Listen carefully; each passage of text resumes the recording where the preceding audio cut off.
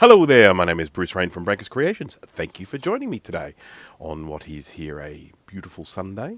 How is it in your part of the world? I am just getting the camera angle right. I've got to be symmetrical here. I don't want to be too far off centre. It'll mess with people's brains. I'll say hello to everyone to start off with. Hello Dana, hello JDubTube, hello Gibatronics, hello Thomas Armstrong, CMD Big Mike, hello, Riker Joe, hello, Jared Burma, hello, Enzo Fitzhume, hello. Thank you all for joining.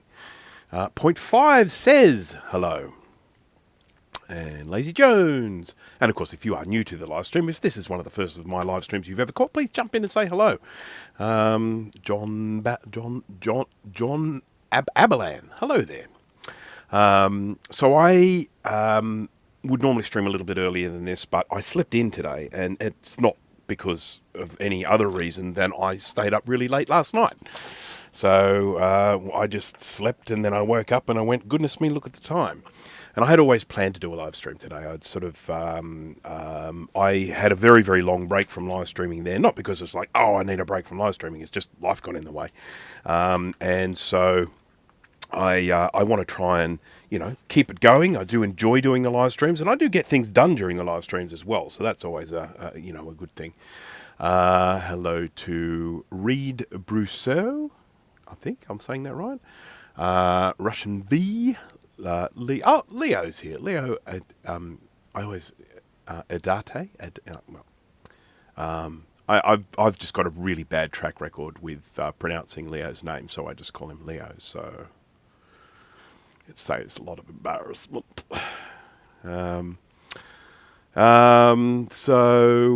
Yeah, 2 weekends in a row. How about that? Yeah.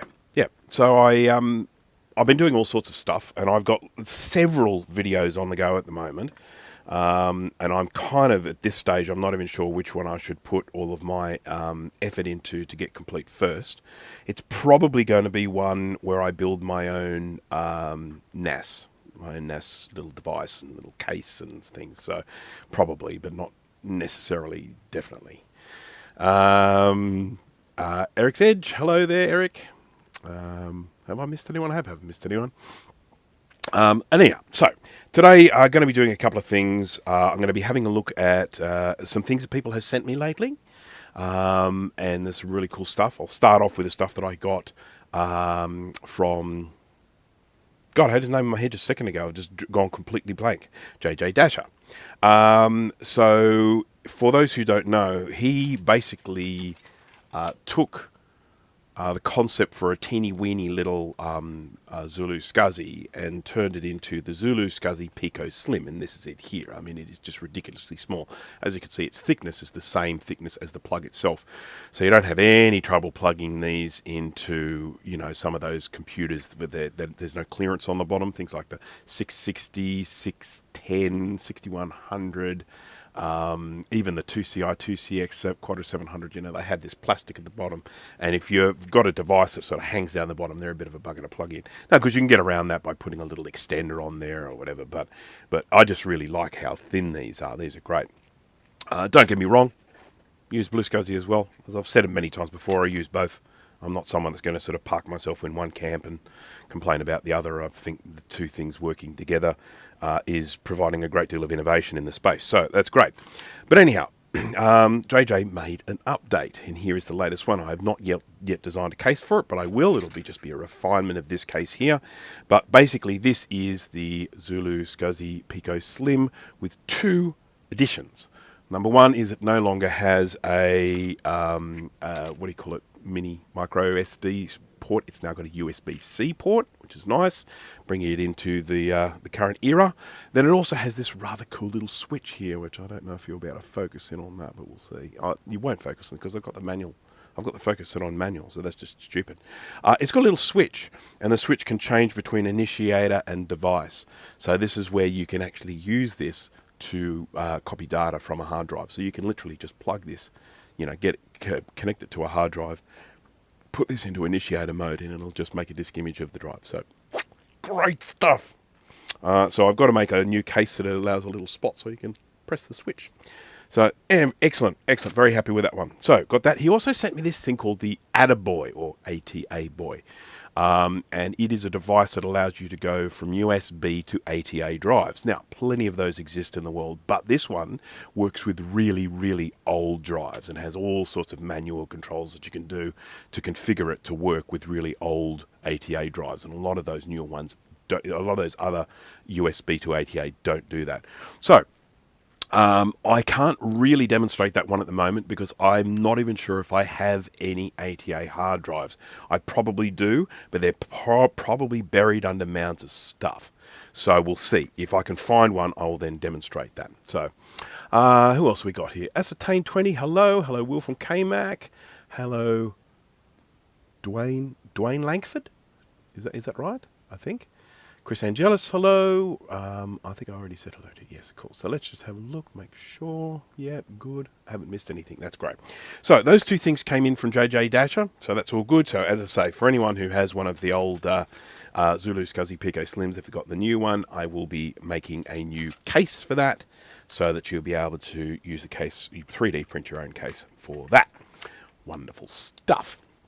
Now, the next thing, I've also been doing, I don't know, are there any Atari Portfolio fans out there? You know, as in like, easy money. I've been doing a lot of stuff with these lately. And I've programmed my own ROM card here. I've put PBasic on that. So, holds 128K. And it's programmed. It's a ROM now. So once you program it, it's done. Programmable read-only memory. I'm not sure if it's erasable. It's a teeny weeny little chip in there. I suspect it's probably not erasable, but it might be. Yeah. Colin is here. Welcome. So anyhow, Atari Portfolio, videos coming on that because I've been doing, as I say, a lot of stuff. I've been doing internal memory upgrades. I have been programming ROM cards, and I have been working on a device which goes here, which will be featured later on. So, now, because Colin is here, what we always have to do is we have to say hello to the chickens. So, hello, chickens. There they are. So, the one on the right-hand side there, just in front of the water bowl, that is the blind one. She does not have a name, but she is the blind one. And then the little, I don't know, what's a collective noun for chickens? I'm not sure. They are on the left-hand side, so you've got there's the white one there is a Sussex, and then the grey one below it is a Brahma, and then the goldish one below that is also a Brahma, and then one of these is an Australorp, I can't tell from this, and then the other one is a bit of a mixer. So, yeah, there it is. There's the other one. I think that one there that just walked on camera, I don't think that's the Australorp. I think that's the mixer one. The Australorp's a bit bigger, so I think that's the one on the left. Big chicken. Not many of them, sorry, the old ones, they're not really laying many eggs anymore, which is a bit of a shame, but that's how it goes with chickens. All right, so, back to me. So, oopsie, I shall move this thing. Now we have to look at the other package that I got, and this one came from K-Cobra. Kero's Mac mods, and some fantastic stuff in here. So we're just going to go through all of that to start off with. As usual, whenever he sends me stuff, he sends me in these beautiful envelopes with they've been sealed and stuff, and I love it. And he's got lovely handwriting as well. Sort of look at. Oh, where is it? It's in here somewhere. Did I take it out? I must have taken it out. Oh no, here it is. Yeah, lovely little card there. You know, isn't it lovely? So he sent me a bunch of things. I will remove this because this actually has my address on it.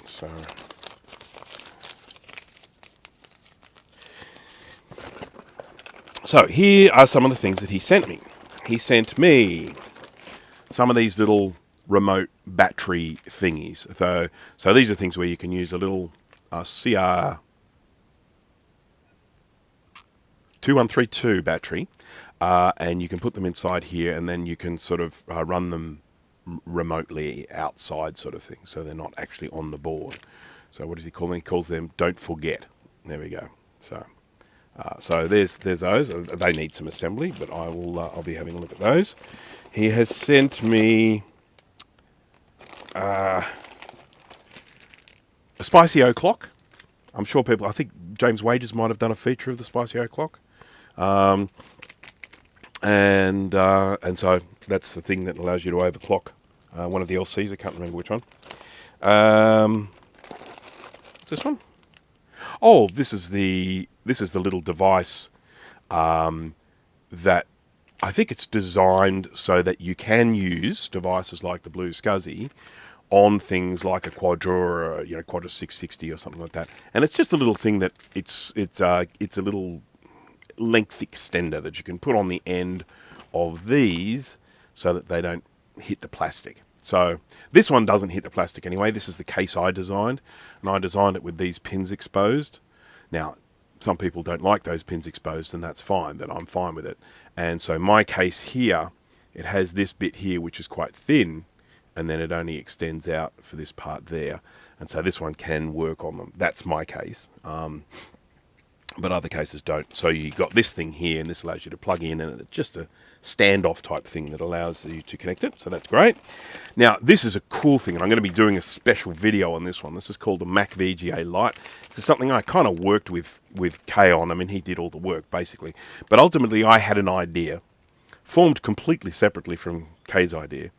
And Kay was having the same idea, but my idea was not as good as his. And so ultimately this is a device for converting the DB15 to VGA, but it is really simple. And I'll be, as I say, featuring that in a video and explaining what it all does and all that. But this is the Mac VGA Lite. I think this is available to buy now, but I won't go into too much detail. But ultimately, if you've ever grabbed one of those adapters that goes from DB15 to VGA, and you've got a row of switches there. Sometimes there's 7 switches, sometimes there's 8 switches, sometimes there's 10 switches, sometimes there's 16 switches, loads and loads and loads of switches. And then you have a piece of paper with all the different configurations. Well, I had come up with this idea of ultimately just making 2 adapters. Because most of the time, that's all I use. I have 2 adapters. I have one on one configuration, and I have one on the other configuration. And I don't even bother changing the switches. Just depending on the computer, I just put the different adapter on. So I came up with this idea of actually just making 2 adapters. Kay had the same idea, but his idea went even further. 1 single adapter with 1 single switch. So anyhow, that is a great one. So video coming on that. And then, last of all, we have the MacBong, and that's what I'm going to be assembling today. I've got some instructions here with some components stuck on there. There's a lot of surface mount soldering for this one, which of course he always gives me to do because he knows how much I bloody love surface mount soldering. So, it's like, don't assemble anything if you're going to send it to Bruce. Send it in pieces. He likes it. Okay, so now I really should do this. Just give me 2 seconds here. I'm just going to go here to... Oh, wow. That's no good. Sorry, I just came up with a news page. Not nice at all. Let's go...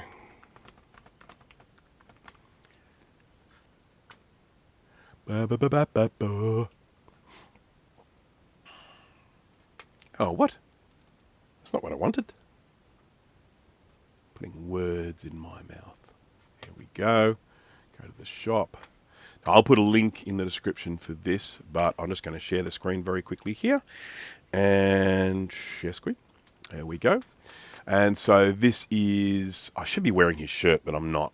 I don't think it's clean. So this is his online store, Kero's Mac Mods online store, and there are some amazing things here. So I have featured the SP to SD. That's actually my case design there that he's actually is using for that. Excuse me, sorry about that, folks. I'm still recovering from this lurgy I had. Mac VGA Lite, that's what I was just talking about there. He's just got so many cool things. I've done a video on these, the idle hands joystick and the paddles. They're just fantastic. He's got this awesome ROM that connects I think, yeah, this is the PDS ROM. I've got one of those. It's amazing. So it uses instead of using the ROM slot, you actually can connect a ROM to the PDS slot. This is the, if don't forget I was talking about, little battery thing. So yeah, look, all these really cool things, but I'll put a link in the description for all this cool stuff. So if you're into the vintage, cool stuff, cool. All right, so that's enough of that. Now let's go to the top view here and see my messy desk and move the keyboard.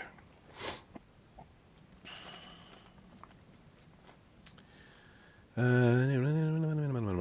right, so I'm going to take this out. It's a little USB wireless keyboard.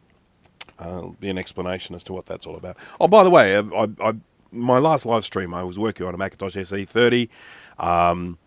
It chimed at the end of the live stream, so that was great. I then put it into the ultrasonic cleaner, get it all sparkly, and then I tested it with a hard drive or a SCSI connected, and it works beautifully. So that SE30, good success from last live stream. So I'll be sending that back to the customer. All right, so we've got a bunch of bits.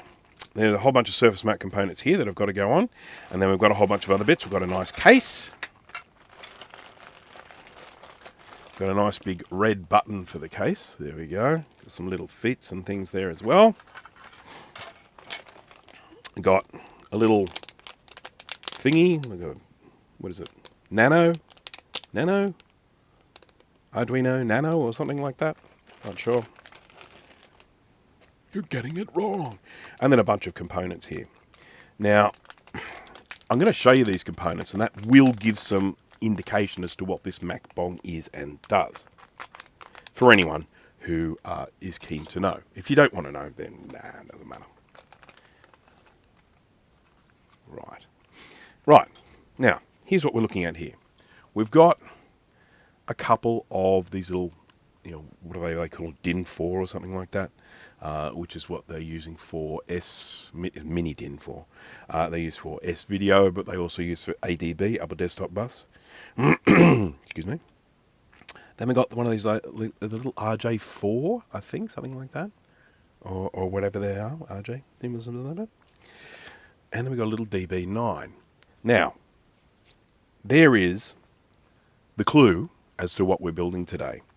What we're actually building is a device that allows you to use modern USB, sort of input devices like keyboard and mouse, but with older computers. Now, I know what you're thinking. That's been done before. We've seen that. We've seen that with the, whatever the thing's called. I can't remember. The Wombat. There's the Wombat, and then there's the Quokka, and they are both devices that allow you to do ADB to USB. But this also does USB to older Macs. So we're talking about 128K, 512K, Macintosh Plus, the ones that use the old telephone style plug in the front and the old keyboard with the DB9 connector. So this will allow you to connect up a modern USB keyboard to a vintage Mac. Now, Kay said to me the other day that he may not even end up selling. He said this is really just going to be sold to enthusiasts. So we'll see. I mean, I plan to test this out, and then I'll kind of let him know. But he said it doesn't necessarily work with all USB devices, but we do have to check and see.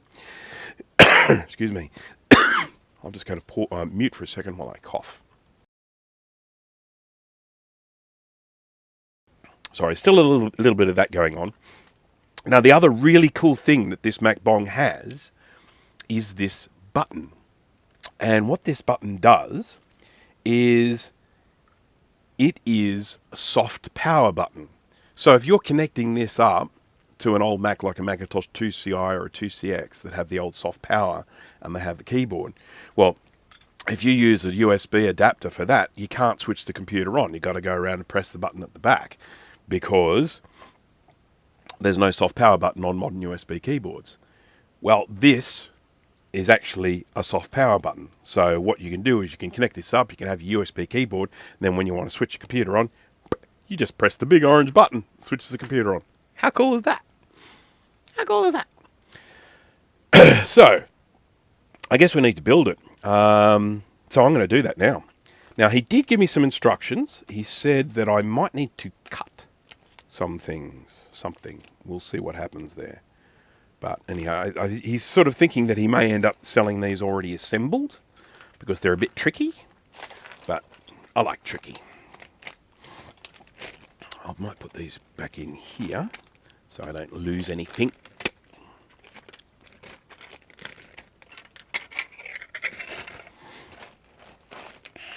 All right, let's see what we have in here. We've got that. Oh, he sent me a schematic. Nice, like a bit of a schematic. So, I've got to put a diode in here. Well, no, he's crossed the diode out, so maybe not. Oh, we'll see.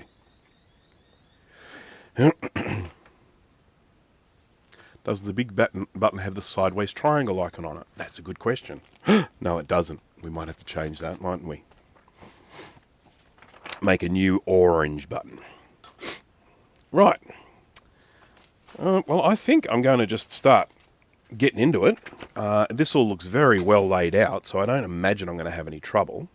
So we're working on this side. That's that way around, MacBong. We've got, I don't know, whatever it is here, I guess a dozen or so surface mount components. We'll get all those done first. I'll just do them one at a time. And then hopefully we'll be hunky-dory. And we've got, got some LEDs here as well. Nice. Is he giving me the right way around? I wonder if he's actually put these in the right way around. I'm terrible with getting diodes on the right way. I've got a photo that I refer to every time I build a blue SCSI so that I don't get the diodes around the wrong way. Okay, let's have a look at the scope. Oh, ooh-cha. Now, are you guys in focus? You're in focus. Oh, we're a bit sideways, aren't we? This keeps coming undone.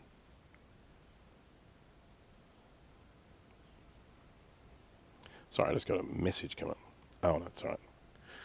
It's just one of the kind of community announcements from the local law enforcement. There we go. I might need to just play around with the white balance here. It's looking a little bit yellow. Okay, so let's go to that one. And then let's go to that. And we'll do this to see what happens. Oh, that's a little bit nasty, isn't it?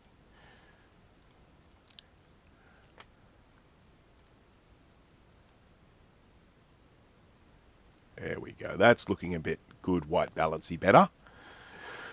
Excuse me. And then we're still a bit bright there. So, oh. Okay, that'll do. Let's see how we go with that. All right, I'm going to start with some resistors, I think. I'll do those first. I'm going to use my hot air station. And start plucking these off. So I'm going to start with this little row of resistors here.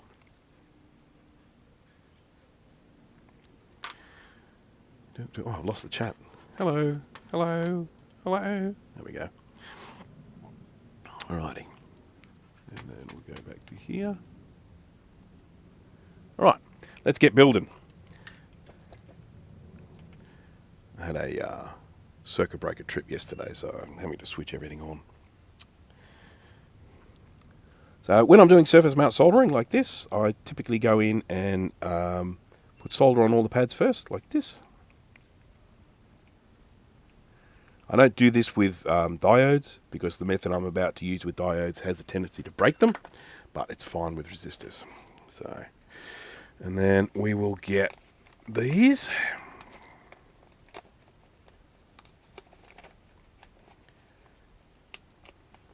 Okay.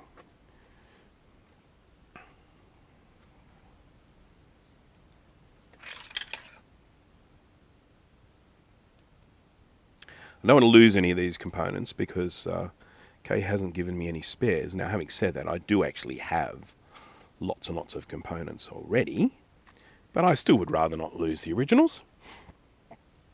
Right, and then I'm going to get myself a little bit of flux, a modicum of flux.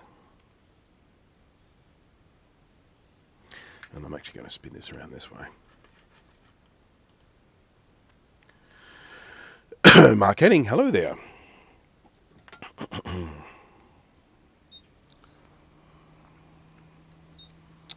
Righty.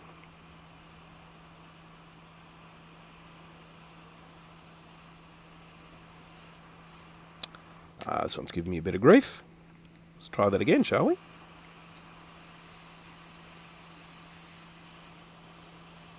There we go. That's better. You'll see the way that the solder actually pulls the component into position. It's just using the surface tension of that solder. Well, I hate this.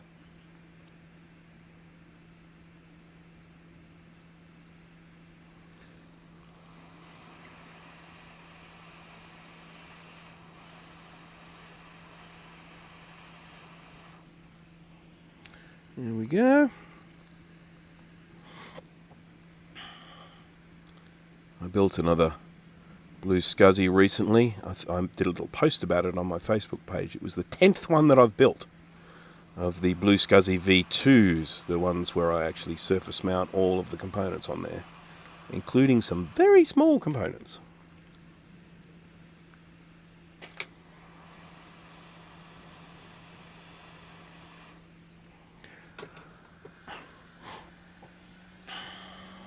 I watched a movie last night on Netflix. There's a documentary about the Red Hot Chili Peppers, and I found it very fascinating. I have been a Red Hot Chili Peppers fan since the early 90s, I guess it would be. Mid-90s, maybe? No, hang on. No, it would be early 90s. Possibly even late 80s, come to think of it. Probably early 90s. And not that important to the story. And I just saw so much footage that I'd never seen before. It was amazing. And I really didn't know how the band got its start. And I found it very fascinating.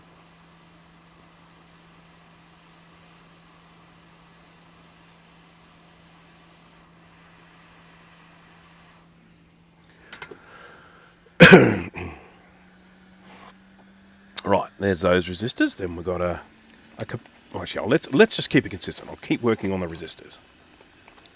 Resistors. Resistance is futile. Yes, I'm a nerd.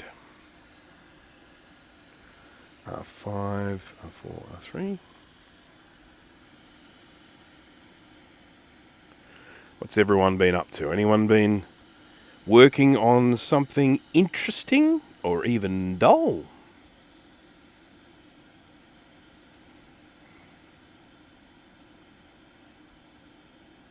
Okay. I've done surface mount with a regular iron before, and it's definitely a test of patience. Yeah, the most important thing with surface mount soldering, I feel, is the vision. So I'm using a microscope, and I would highly recommend, if anyone is going to be attempting surface mount, use a microscope, because you can just see what's going on so well, you know. I might get a little bit of fume extraction here while I'm at it. Sorry about the noise. Daughter's 6th birthday. That may work today. That may work today, tonight. I'm not sure. Trying and failing to find a reasonably priced SE30. Yeah, good luck with that. Haven't they just got crazy?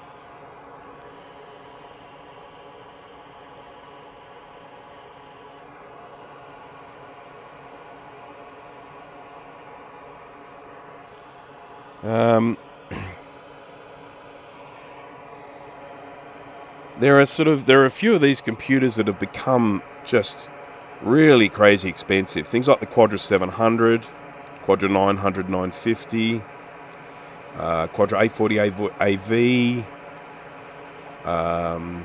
SE30. And the SE30 has got to be one of the most in demand. I'm actually planning on selling one of mine, because I have too many. Don't need as many as I have.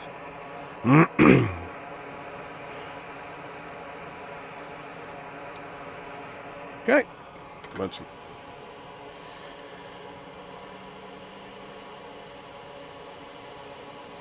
Building an SE30 blue transparent case from Mac Effects with a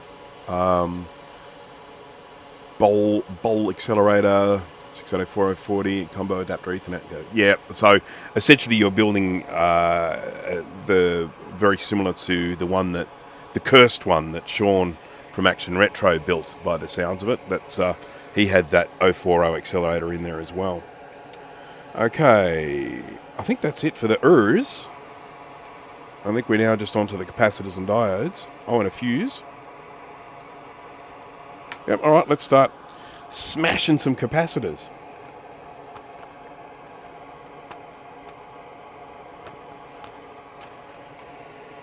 This one goes on to C3. iBook G3 Franken Mac slot loading DVD combo drive. iBook G3, okay. Besides the smelly keyboard, yeah, we all know about the stinky keyboard on those iBooks. Mine stinks. Mine stopped working, by the way. I got mine, it was working perfectly. I put it away in the cupboard. Next time I went to go fire it up, didn't work anymore. It's the joys of vintage computer collecting, eh? I haven't actually bothered to try and do anything with it yet. I recently picked up a, what do you call it, a 17-inch G4 PowerBook. So I now have the full set of those G4 PowerBooks. I've got the 12-inch, I've got the 15-inch, and I've got the 17-inch, and they're all in pretty good condition. The 12-inch is a little bit banged up, but it's a really high-spec model, so I can kind of live with that. The 15's in pristine condition. It was given to me by a designer who looked after it incredibly well. And the 17, I picked up recently. A guy just sort of sent me a message with a picture just saying, hey, what's this? Is it worth anything? And I said, it might be. I can't promise anything because it may not work. But anyhow, I gave him some money. He's happy. And it does work. It had dead speakers, so I replaced the speakers. This one is C4. Oh, this is a big capacitor.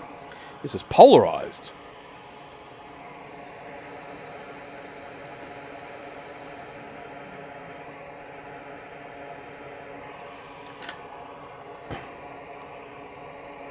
And I have to confess, now that we've got PowerFox, you know, the browser that's come out recently, this is not how I normally put these components on.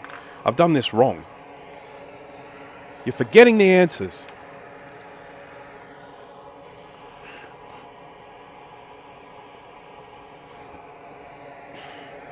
So when I'm doing tantalum capacitors, which is what this is, I didn't realise it was a tantalum until I spilled it out onto the table. If you hit them with hot air, they go brown. And they still work, but it just looks ugly. So I'm not going to do that. I'm going to instead put some flux on there. I'll drop the cap down. Just a reminder to everyone, tantalum capacitors have a stripe on the positive side. Electrolytic have the stripe on the negative side.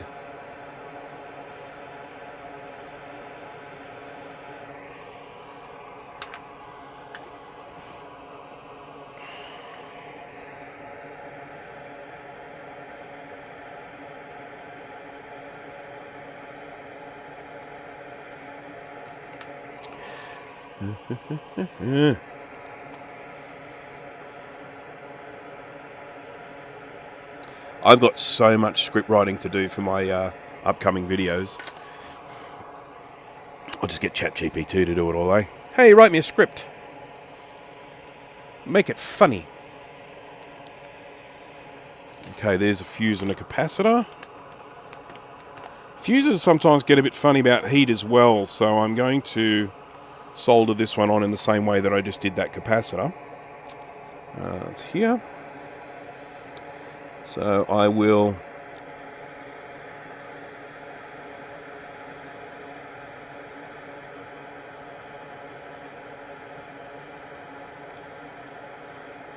See how the fuse has all these little layers like that? If you expose these to too much heat, they can delaminate.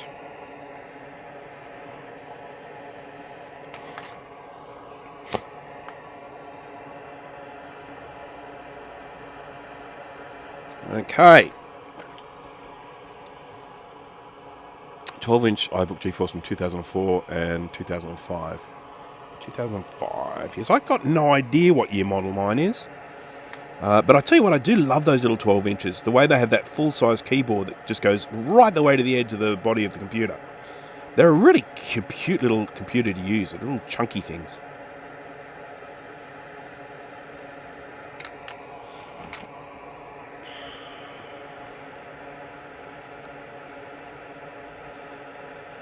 Okay, fuse is in place. And then we've got a capacitor.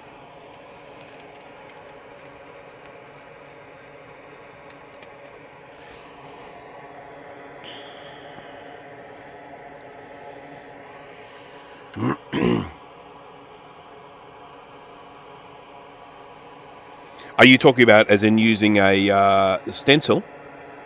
Sorry, just answering your question there to Lazy Jones. Have you ever considered using a mini soldering hot plate for smaller boards and components like this? Realise it wouldn't make for a very interesting stream. I assume you're talking about putting solder paste on, then manually putting the components in place, and then just using the hot plate to melt the solder paste. I've considered it, but I don't particularly like working that way. I have done it. I have even demonstrated it on a video in the past. But I get no joy from doing that. That to me, it's just, I actually get joy from doing this. So this is the way I do it. It's fun to me.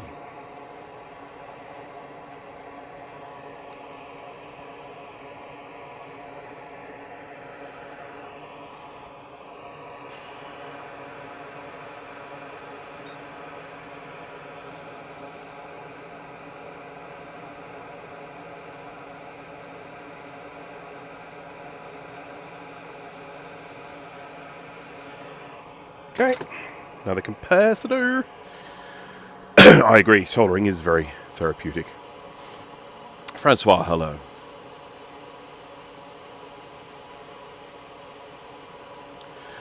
Oh, I've got another cough coming, so just bear with me a minute.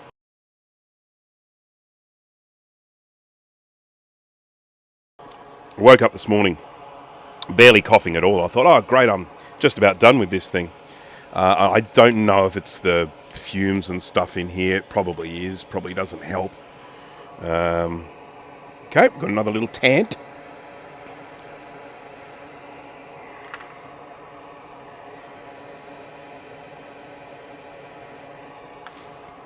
I mean, I had my fume extractor on, but, you know.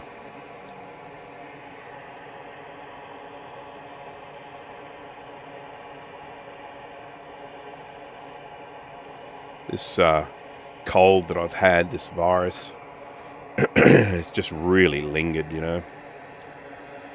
Okay, positive around that way. I'm positive that's where positive goes.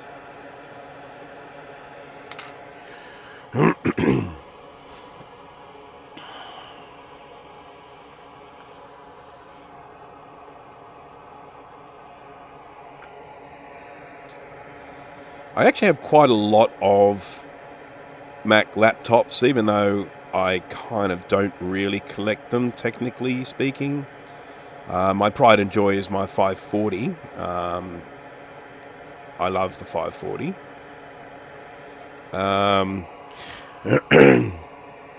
And then I have a whole I've got like the Wall Street, and I've got the Lombard. I think I've got like 3 of those black G3 laptops. And then I've got a G4 Titanium, and then of course all those iBooks. I've got an iBook G3, I've got the PowerBook G4s. I've got one of the toilet seat laptops. Okay, I think it's just diodes now by the looks of it. diodulars. Got two here.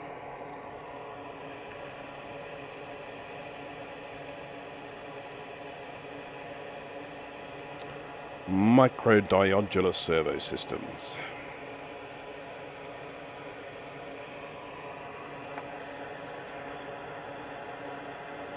Stripe. Pretty sure I got this around the right way. Pretty sure.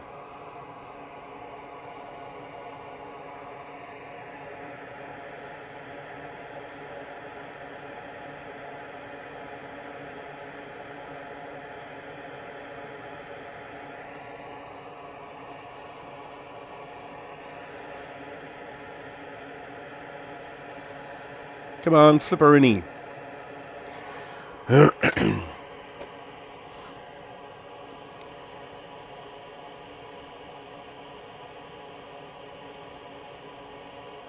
Waiting on a lot off eBay with two 12-inch iBook G3s, 700 megahertz and 800 megahertz. 12-inch iBook batteries, AirPod Express, 14-inch. Yeah, awesome. That all sounds a lot of fun. PowerFox. I was talking about PowerFox before. Yeah, I have used PowerFox, and I find that even on a fairly powerful G4, it kind of struggles a lot on some sites. It runs pretty well on the G5, and when I say pretty well, I mean, you know, within reason. I've got a quad-core G5 that I keep set up in my office that I can just fire up anytime I want.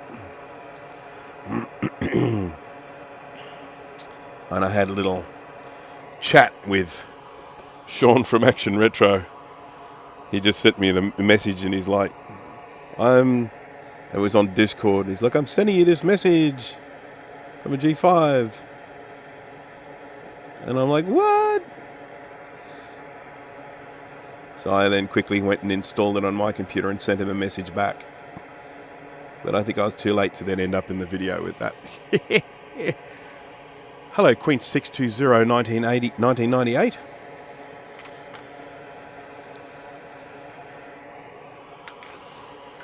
Just rolls off the tongue, that one.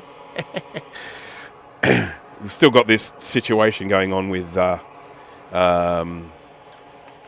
YouTube doing these weird names. All right, so red.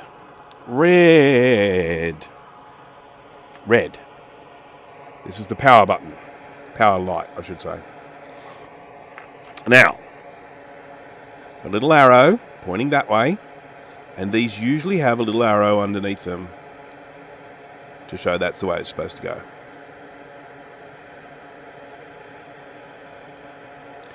Well, it's not an arrow. Oh! Flip it. Flip it. So what do you reckon? You reckon it's that way, the line that way? Whoopsie. Yep. There we go. I'm going to assume it's that way.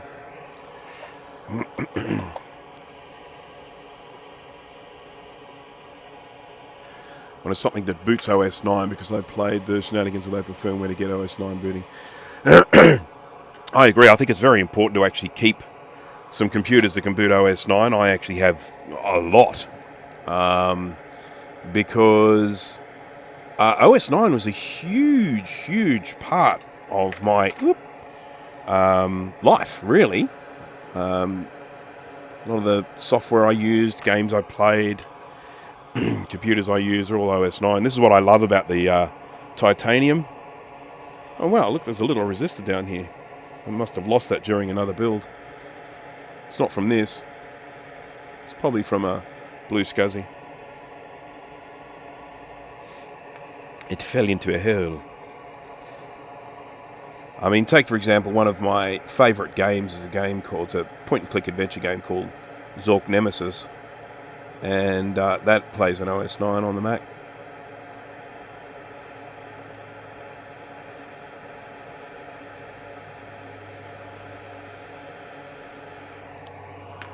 Ooh, itchy head.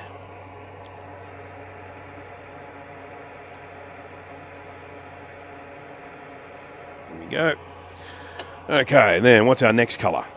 White. This is for keyboard.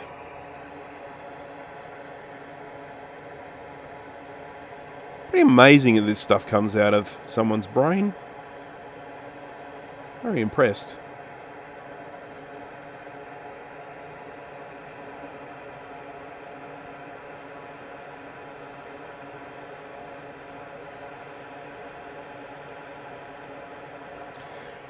Now, in case you're wondering about all this goop that's on here, this will end up in the ultrasonic cleaner to get rid of all that goop. And it will come out sparkling clean and dry. It seems a little bit counterintuitive, dropping electronics into liquid. But we don't power it on when it's submerged.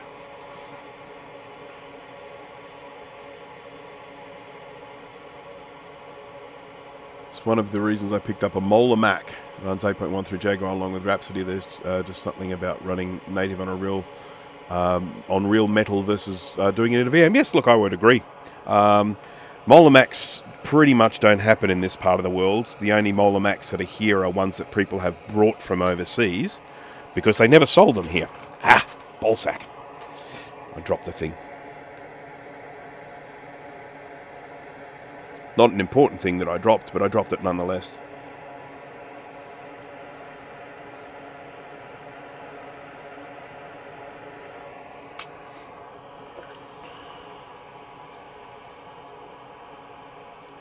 I actually did a video, first part of a video, I must do the second part sometime, about my favourite OS 9 games.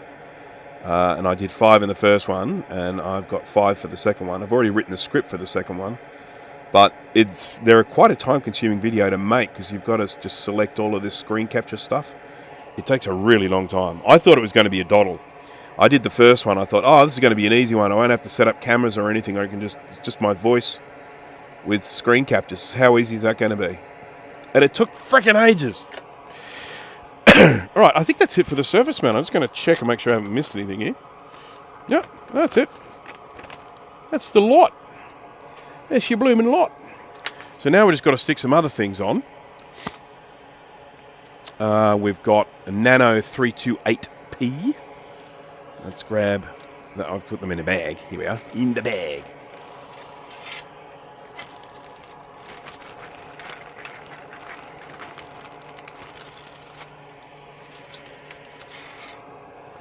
Righty.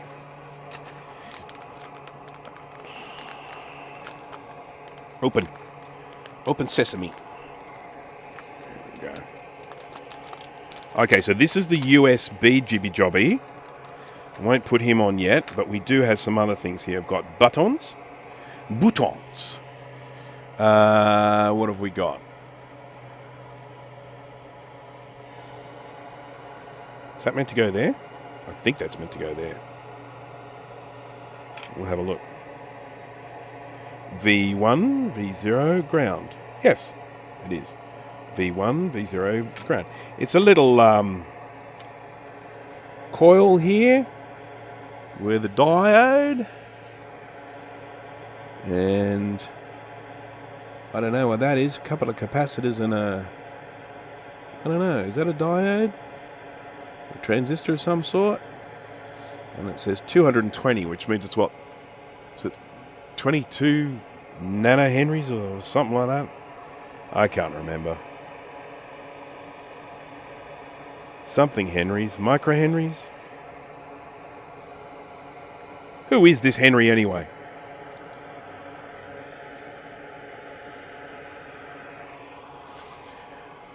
Right, now this thing here, I'm going to just do one solder blob. Like that. Then I'm going to straighten it up. So it's kind of hard to see because I'm doing it. Oh, yeah, I'll change cameras. Top view. Zoom in. Zoom.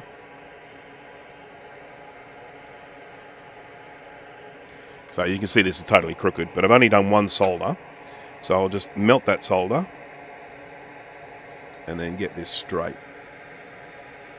And then hold it until it cures like that, or dries, hardens, that's a better word. And then I can solder the other two.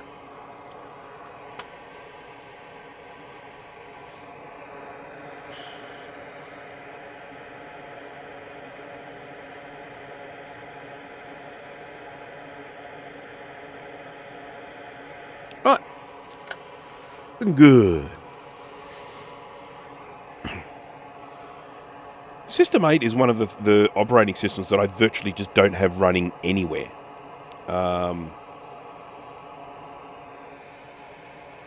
There's a reset switch going in place.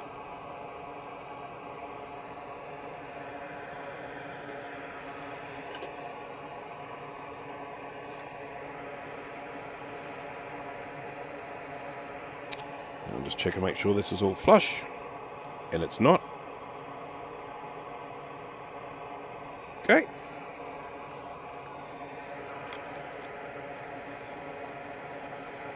It's fun building things.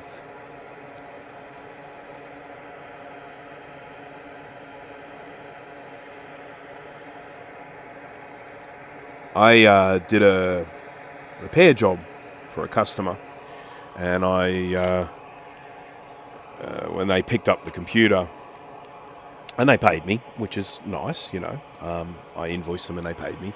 But then they also sent me a gift. They sent me an iFixit toolkit. I'm probably going to feature it in a video later on, because it is the most extensive toolkit you're ever likely to see. It's quite extraordinary. Okay, we've got another little switcheroonie here.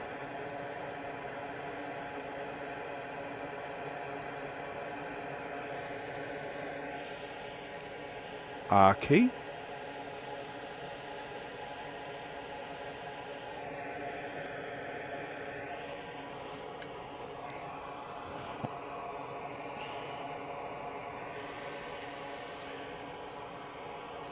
System 7.53 seems to be the sweet spot for early 68K Macs. Yeah, I'm using System 7.5 on 040s, and then I'm usually 7.1 on 030s, 7.0 on 68K or 68020. Some of them I run with System 6, but there are just a lot of conveniences with System 7. I mean, I don't know if anyone here is old enough to remember the old Font DA mover for moving fonts and desk accessories around from your system. Getting rid of that with System 7, I remember that moment and going, this is awesome. Excuse me. Right, USB.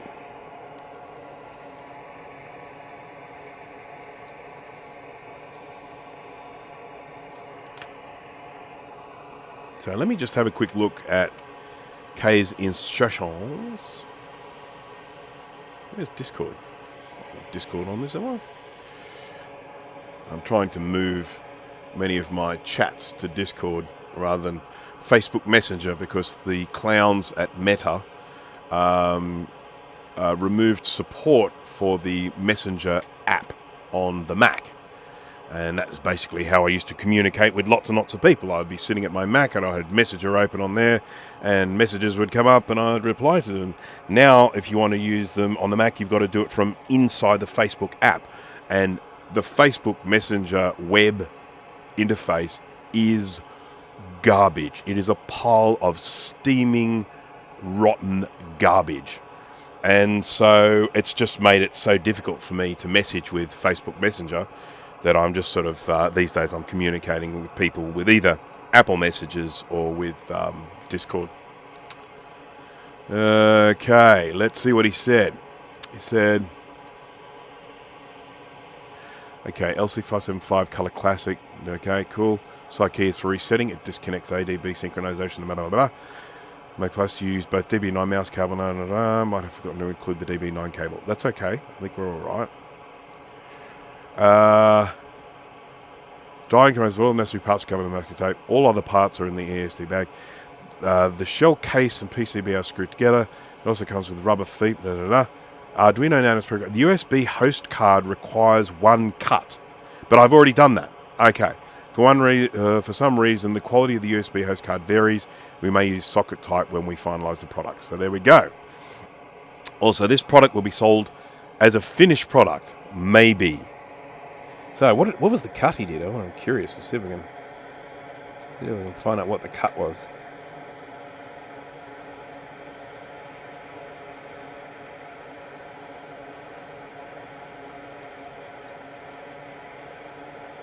I don't know.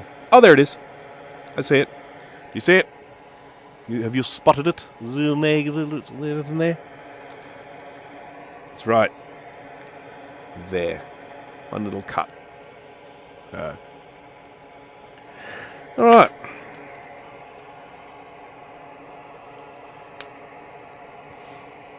Let's solder this on, shall we?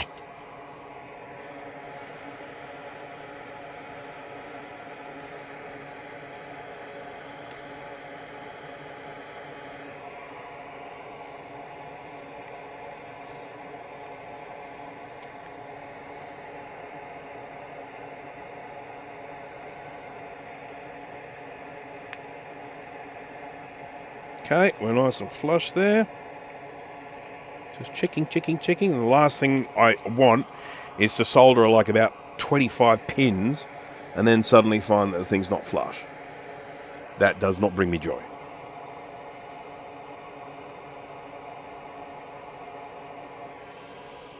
Oops, I lost the chat again.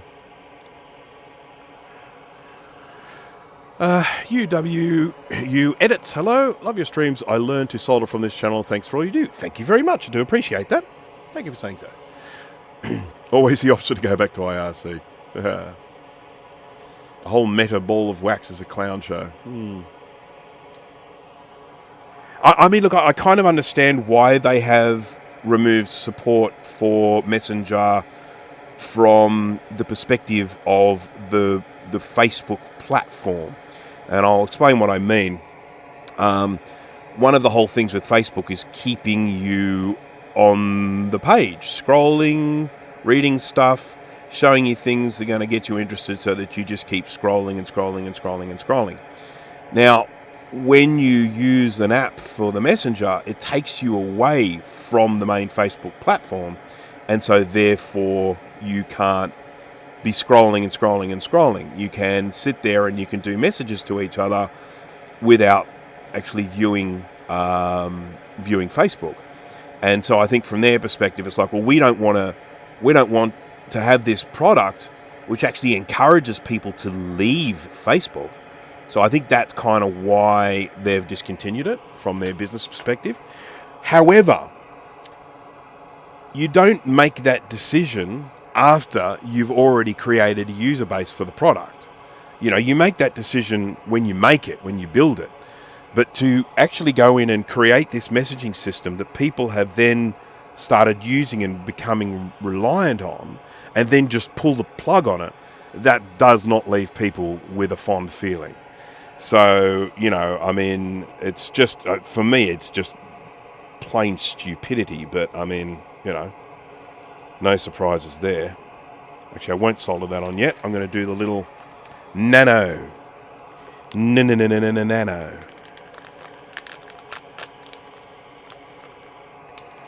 So one thing you can do is there's a product called Nextcloud. Again, planning to do a video on that. Some script written. There's a product called Nextcloud, and it allows you to set up your own cloud server, which I have done. I've got Nextcloud up and running, and it's great. It's very, very handy. You can share photos with it, and you can, you know, people can create accounts on it and upload stuff. It's a great way for transferring data between people, and it's brilliant. I'm now using it. It's replaced kind of Dropbox for me. I used to use Dropbox, and now I'm using Nextcloud. But anyhow, Nextcloud has a whole bunch of plugins, and one of the plugins that it has is a chat, Nextcloud chat.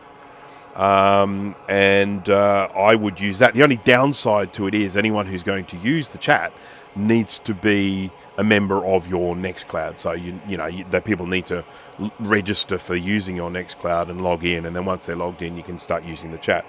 And I mean, some people just can't be bothered logging into things. I mean, I've got my sort of close friends have got accounts on it, so they can upload stuff to each other if we need to.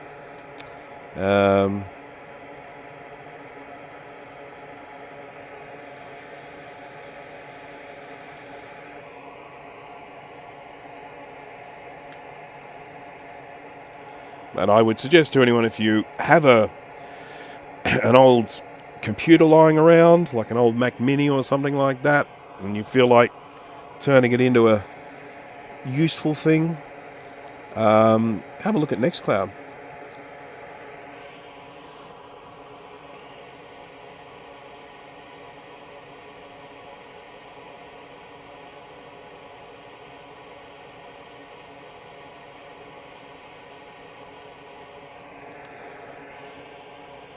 Have I said hello to you, Minty Joe? I'm not sure I have. Hello. Hello, Minty Joe. Welcome. So I've got a whole bunch of minis, right? Some I bought, some I got given. But I've got, excuse me, a 2014, two 2012s, and a 2011. Excuse me. And so I have, oh, hang on, three 2012s. Three 2012s, a 2011, and a 2014. So the 2014 I've set up as a gaming controller, or gaming console. I don't really use it much because I don't really game, but I will one day when I have time. It's hooked up to my TV. Then two of the 2012s I've got running as web servers, and one of them also runs Nextcloud, and Mealy, which is a recipe tool, which I'm still kind of getting used to. I'm not sure. I use another recipe tool, and I'm not sure whether I might just keep the one I'm using or change over to Mealy. I've got, there's a bunch of websites running on those. Oh, and I've also got an Apple Share server. So when I fire up any old Macs and I connect them to my local network, there's actually a retro file server that I've set up, which is very, very handy. Particularly if you're like restoring people, if you're recovering data from people's computers, it means you can just copy it straight to the network, and it just means it's nice and safe.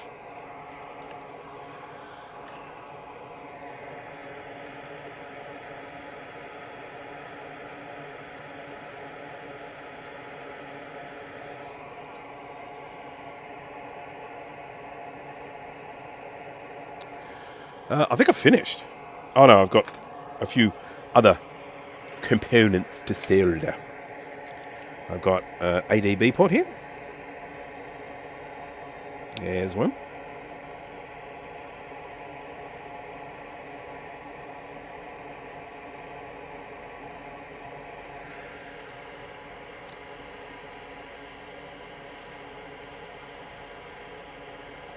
Make MKV. I think I've got that as well.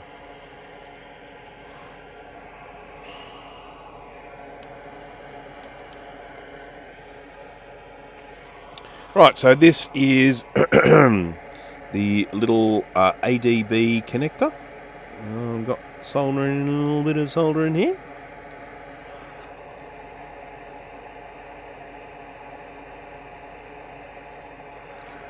Whenever I'm soldering these sorts of pins on the outside, I tend not to go too crazy. I'm someone who, from a rework perspective, I hate it when there's too much solder on things, because then should I need to remove them at some stage because I made a mistake or something, and then I have got mountains and mountains and mountains of solder to remove. So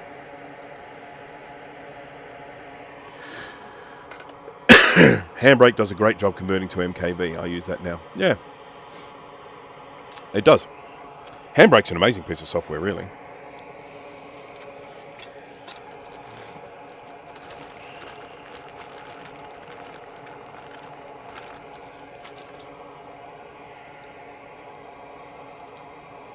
This is so cool. I'm probably going to need to get a computer, aren't I, if I'm going to test this? What will I grab?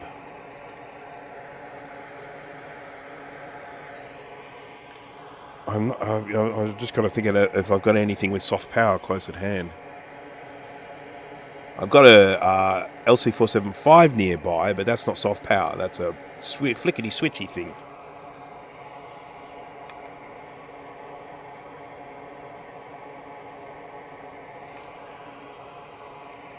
My Color Classic is still very unhappy. Oh, that reminds me, I'm in the process of trying to get my backlog of stuff sorted out. I'm getting there, But boy, oh boy, I have just ended up with so much stuff I need to do.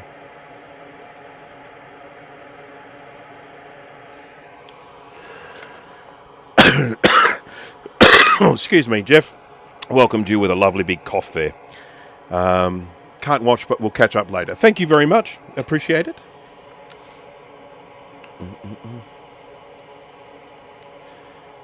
Mac Plus and 2G. Now, so I've got a Mac Plus somewhere. I've got a broken one here, but I can't use that. What's that? It's an SE. It's another LC. I'll see what I can find. I've got a 2CI that I think is in working condition. Right, now we need, I think 2 more things need to go on here. DB9 and the RJ whatever number it is. It's got 4 pins. RJ4, we'll call it RJ4 even though it may not be. I mean, let's face it, RJ45, that doesn't have 45 pins.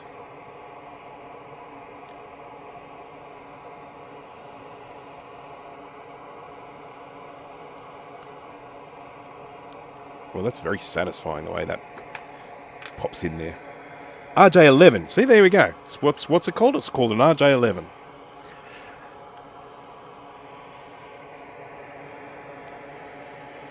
Because why not? 4 pins.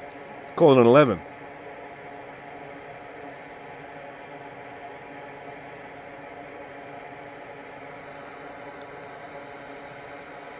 Nerds shouldn't be allowed to name things.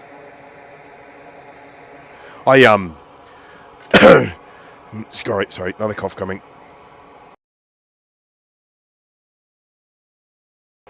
I was reading this thing about Meta. I'm sure many of you have read this story yourselves, and it's about them setting up AI software to monitor all of their staff, all of their employees using their computer. And they're basically saying it's because they're teaching their AI how to interface with software via keyboard, mouse, all that sort of stuff. And they were talking about some sort of product, and they said they had called it ATA or something like that. And I thought, are there seriously people in IT that are so young that don't realise that ATA is already used in the tech industry?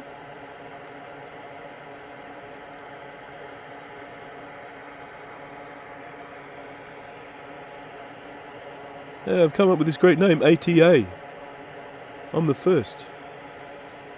Idiot.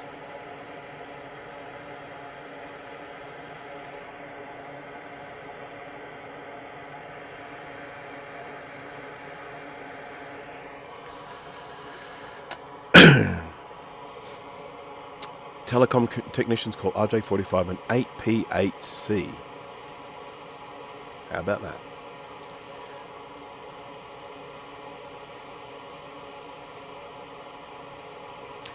Handy FFmpeg front end, it is indeed.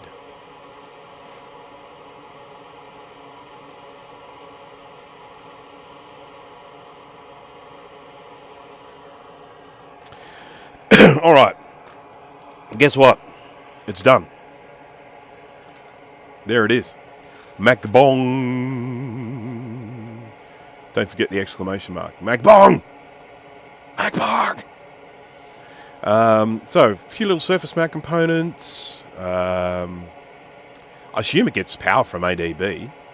Gets 5 volts from that, I assume. Did he tell me? I better check the instructions again, hadn't I?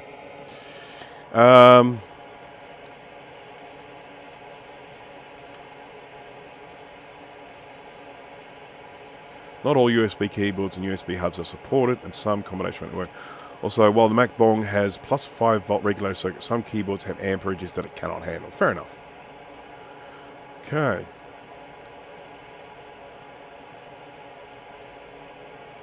Right. Okay. So this interface does what? All right. For those who missed it at the beginning, This is a device designed to allow you to use USB keyboards with vintage Macs. And what I'm going to say here is, what I said before. I know what you're thinking. We already have that. We have that in the form of the Wombat and the Quokka, which are devices that allow you to use USB keyboards with vintage Macs. But this one adds something new. This one adds support for even older Macs. So you've got your RJ11 for the keyboard, and then you've got your DB9 there for your mouse for an old 128K, an old 512K, 512KE, or a Mac Plus. So this one allows you to use USB keyboard even on those really, really old Macs. Plus, it has a big button here. And that is the soft power. So if you're using a USB keyboard, doesn't have soft power for ADB, this is your power switch. And it has a great big red button when it's in the case. I won't put this in the case yet because it needs cleaning. But look at this.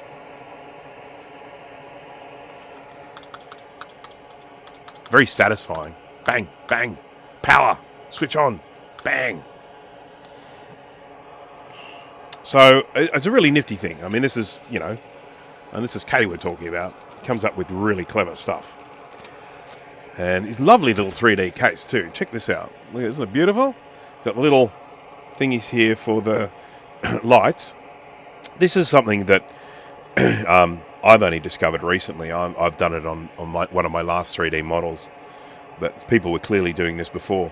You create these little light channels, and what you do is you just basically make a little hole the same width as a piece of filament, and then you buy some clear filament and you just run the clear filament down the hole.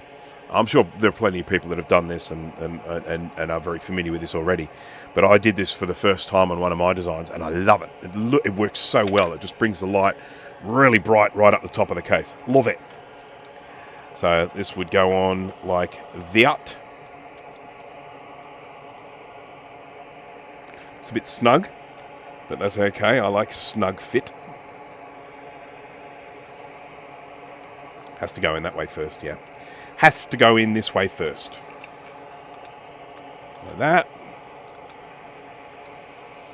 And then, yeah, this is going to be a tricky fit, but it will work. I just won't do it now because then I'll have to take it out again. I just did it, didn't I? No, not gonna. Take it out again.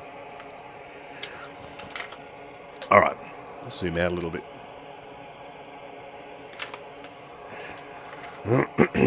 Right, well, we need to test it, don't we? So I do need a computer. I've got an SE30 here, which we should at least then be able to test the mousey.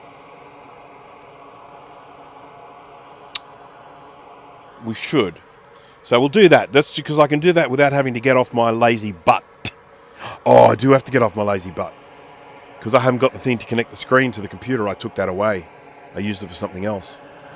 I am going to have to get off my lazy butt. I've got a remote control here for a TV I don't have anymore. Why? It's fancy remote control, isn't it? It's a bit dirty.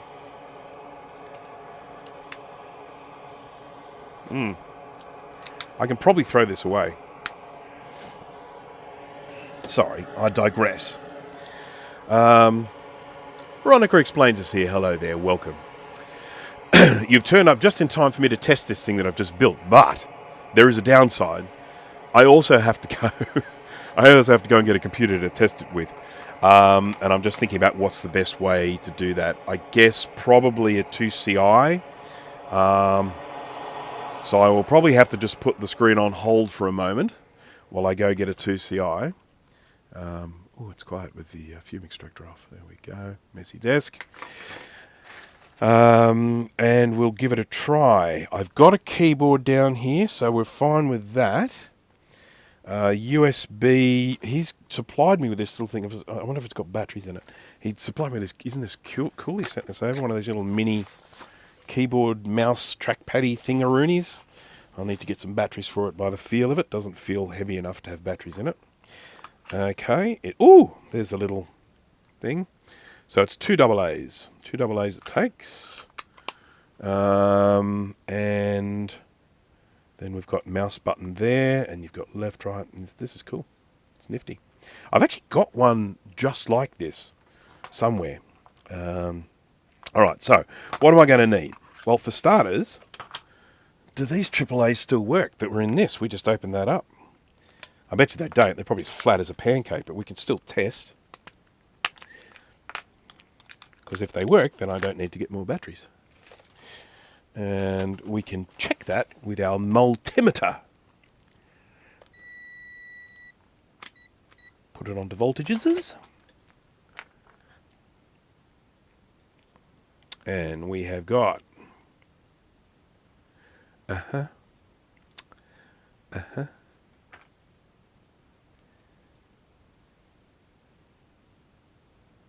Flat as pancake.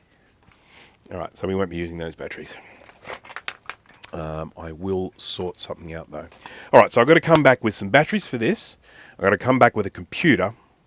And probably something to display the screen of the computer as well. So that will take me a moment or two. So I'm going to put this on hold for a minute. Just remember the music does come on pretty loud, so just be aware of it. I will be back as quick as my fat little legs will carry me. And back soon.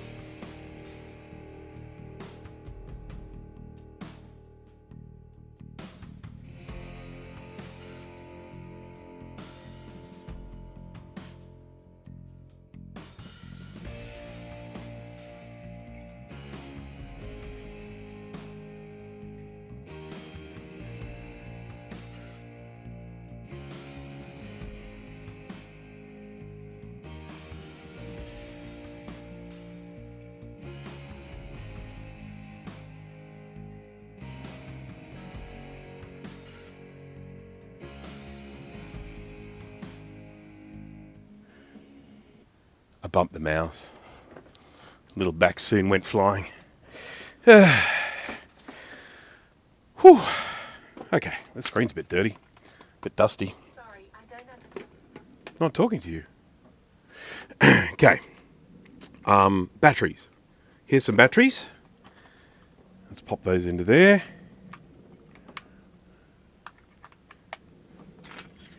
And, oh, we need to get our little dongle. And so we'll connect our dongle to this.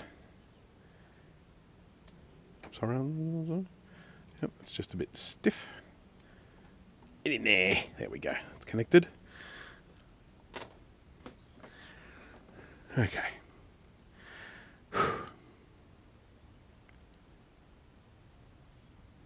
I'm just going to show you this this Macintosh 2CI before I test it, because this is one of my favourite things ever. It's sitting on my lap at the moment, and I haven't got a camera over here. It's a shame. I normally do, but I thought, no, I'm not going to need that camera. But with the benefit of hindsight, I think it would have actually been good to have had that camera, but never mind. So this is my 2CI, and what is cool about this 2CI, far out, I have a serious lack of desk space here, but we can make this work. Here is my 2CI.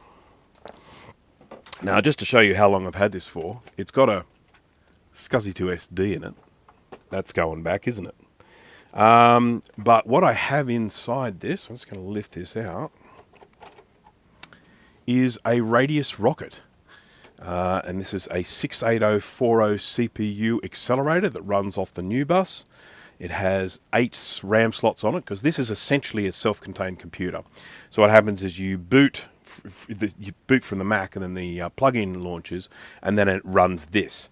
And so whatever RAM you have populated on this here, that just gets ignored. That's only used for the first boot. And then when that first boot is done, it then boots off this and runs off this RAM. And I've got 4 16s there, so what is that, 64 megabytes? I did actually have all of them in there, but I had a bit of reliability issues. So, and this also has fast SCSI on it. It's connected there. This is a little adapter plug-on that you can get for the Radius rocket. I picked up this Radius rocket just by pure luck. This guy had this bulk lot of vintage computers, and they were all in a terrible state. There was a Mac 2, and it didn't even have a power supply in it. But anyhow, I bought the bulk lot. He wasn't asking a ridiculous amount of money.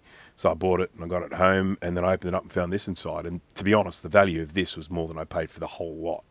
So, you know, I'm very, very happy to own this thing.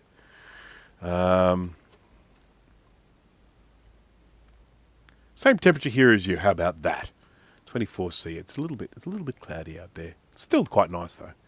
Good for a walk. And then the other thing I have in here is a Ethernet card. Great. Got to have the old 2CI on Ethernet. I don't think I have any cables down here, so I won't be able to plug it into Ethernet, but never mind. I mean, I do, but I just don't have them running to here. Obviously, if I didn't have Ethernet, I wouldn't be live streaming, would I? And this here is the Apple display card. It's the fairly basic one. They used to call it, I think they used to call it the high-res display card or something like that. Excuse me. It's not accelerated. It doesn't have a great deal of resolution. There were 2 versions of this board that came out. There was a version that had less video RAM on it, and it had 2 slots here, so you could add additional video RAM. This is the version here that has all the video RAM that it can possibly take, so there's no need to have expansion. So there's no slots on here because it's already pre-populated with everything. But the other one that has the slots, you can put RAM in it to bring it up to the same as this one. Okay, so that's our fun little thing. And now we'll see if we can get this up and running. Sorry about my big fat head being in the way.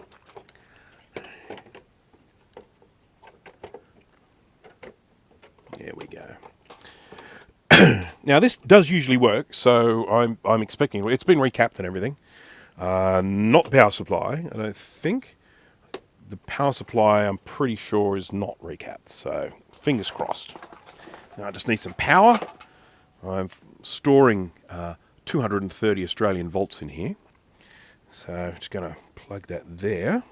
Then we need a cable, because I need the cable to go from the computer to the MacBong. So there's that, and here's the MacBong. And let's plug that. I don't know which one I'm supposed to plug into. I guess this one. I guess it's probably just a pass through. So I'll just connect that. Now, where does it get power from? It's a good question. Because it would need, I suppose it's getting the little trickle power from here, wouldn't it? It'd be getting that. Assuming, of course, this plug is plugged in, which I'm not even sure it is, but we'll see. So the first thing I've got to do is check and make sure this computer works. So I'm going to just fire it up. Okay. Computer does work. Didn't chime, though. Oh, speaker's not plugged in, that's why. It's making a horrible noise. I think I know why the speaker's not plugged in. I was doing some mucking around with this a while ago, and it was so loud, and I was driving my wife bananas with it, so I unplugged the speaker while I was fiddling with it. Okay.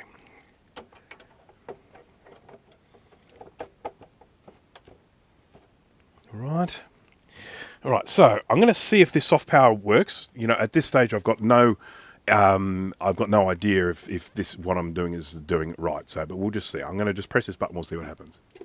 Ah, look at that. It worked, and it chimed as well. So that's a good sign. Now I'm going to need to connect a screen to it. And I need to switch this on. It's like Fume has a power switch. There we go. On. Yep. Off. On. Is it on? Oh yeah, it's working. Okay. Got little lights. Got our little lights. Now we need to connect the screen. Sorry, this is real janky stuff, this, isn't it? Janky, janky, janky.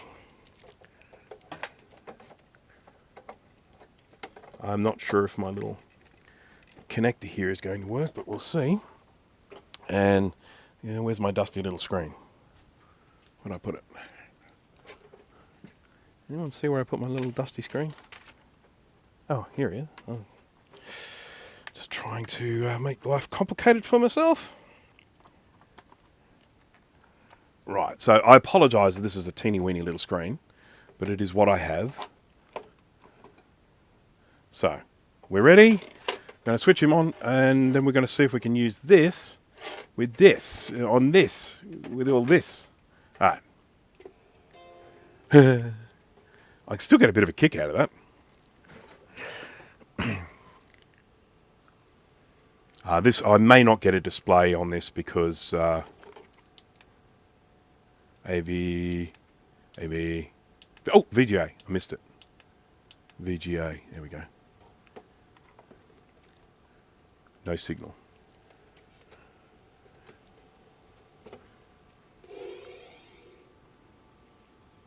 That was Radius Rocket doing its thing. I don't know if you heard it go. Excuse me. I'm not getting a signal at the moment from this, and it's probably to do with this adapter. I suppose we could try the VGA Lite, can't we? That's the thing that is... Oh, it may not be assembled. We're going to have to assemble it. There we go. That's the restarting now is a 68040. But we're not getting any video out at the moment from this. It's almost definitely because of the settings on this adapter, so I wouldn't be concerned about anything like that. It's all working. I'll just wait till the drive activity is stopped flickering. Yeah, flicker, flicker, flicker. And then what we'll do is we'll make this and use it.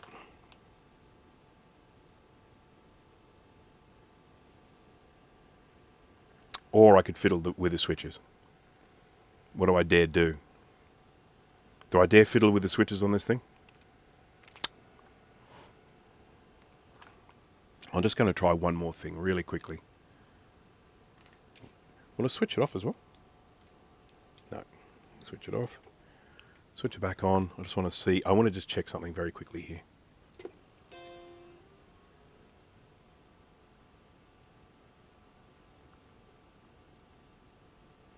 No. Yeah, it's definitely this this adapter, because as I say, I know this computer works. I know it gets video output. So what we might do then, how long have I been going for? An hour and a half. Yeah, we've got time. I might quickly build this little VGA Lite, and then we'll see if it will serve our purposes for this particular task. I just have to work out where I'm going to put this computer in the meantime, because I am running a little short of space down here. It's not very safe. There we go. Precarious. Very precarious. All right, VGA light. Here is the VGA light.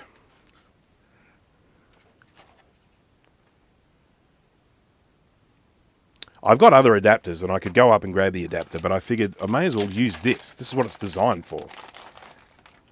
And shouldn't be too long to build either. Oh, he's giving me two. How cool is that? That's great. I can do one here and I can do one for another video. Brilliant. Brilliant.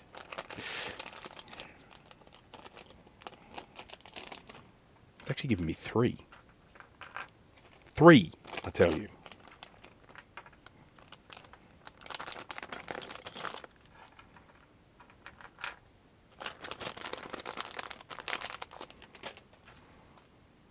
All right, let's just have a little look-see here at the schematic. Yep, this is all good. This all makes sense to me. Yep,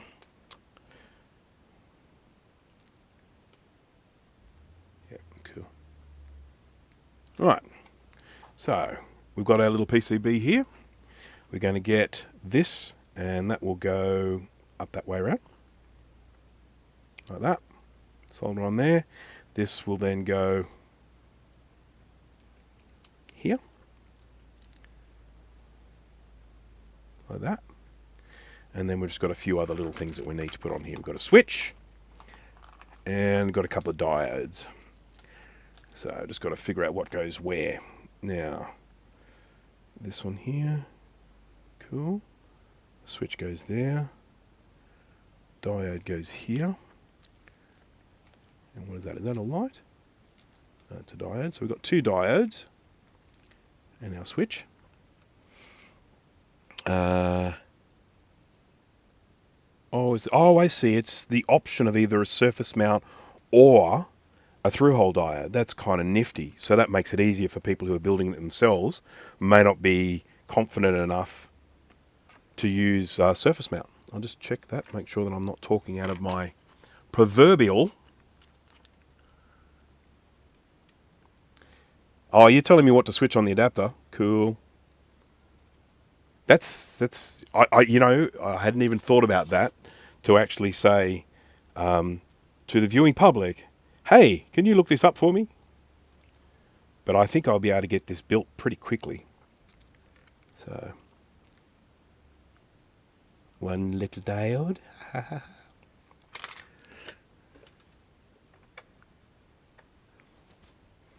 Get some fluxaroonie.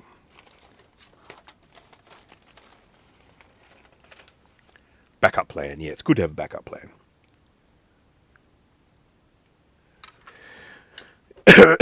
Excuse me. Someone is smoking nearby. Still amazes me that people smoke. I am an ex-smoker. I smoked when I was younger, in my youth.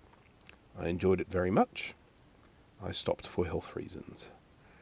But in this country now, cigarettes are so expensive, I just hate to think what people are doing without to pay for that habit.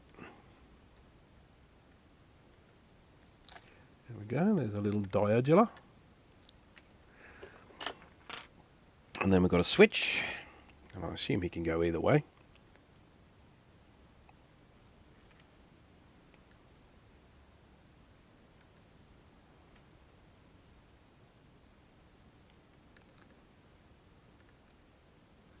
There's a little indicator here for like pin 1 or something, but I assume this is something that would work either way.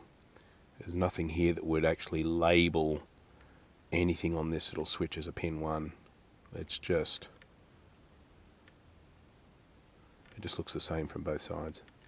So I think we assume that this can go on either way.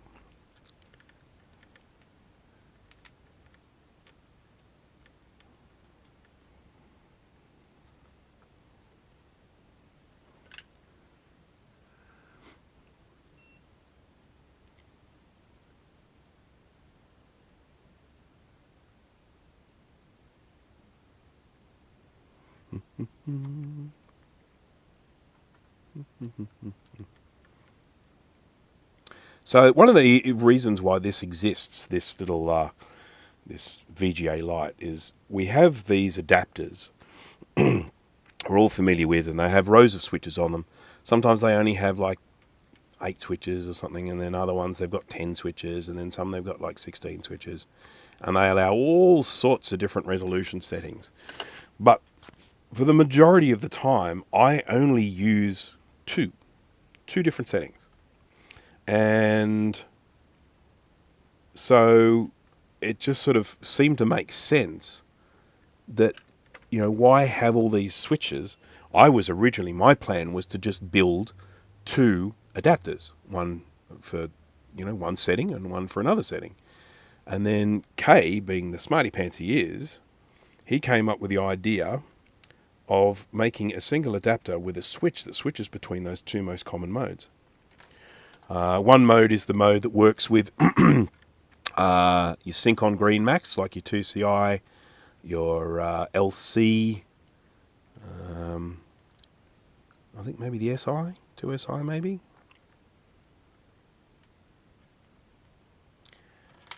Incidentally, anyone who's looking at what I'm soldering here, I'm soldering these pins onto the inside. You know, sort of, I'm, you know, using the pins as the sort of structural strength of this thing. And I've had a few people talk about, oh, I wouldn't want to do that. I'd be worried it's not strong enough.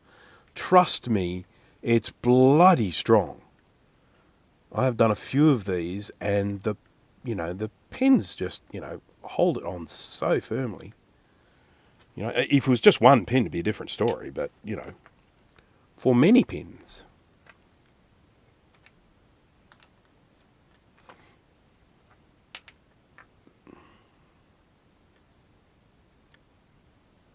So we just do a little bit of solder here.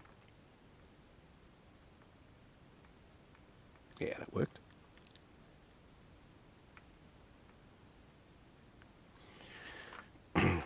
Well, and then this one goes on this way, like that.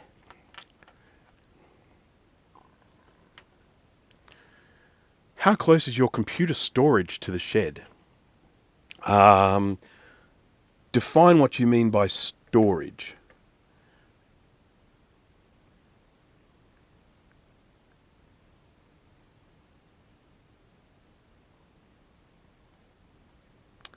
Soldering some pins today.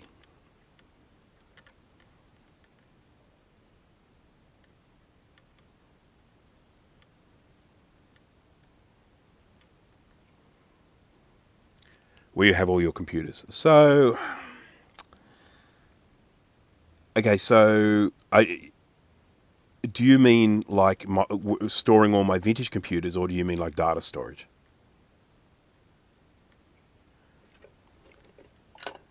So some of them I actually store on premise. Some of them are actually in a storage unit, which is a few kilometres away from where I live. Not far. It's easy for me to go and get things if I want them. But, yeah. All right, so this is it. This is the thing all done. Let's change to the top view again, and that's my little guy. And you've got our 2 modes here. You've got the universal mode, and that will work with just about anything. And then you've got the multi-sync mode up here. So I'm going to put it in universal mode for what we're doing today.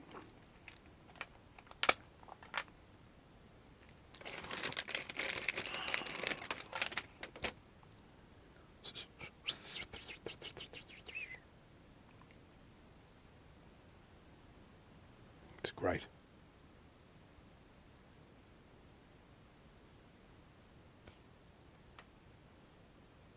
Okay, let's see how it goes. Time to move this ridiculously large computer back.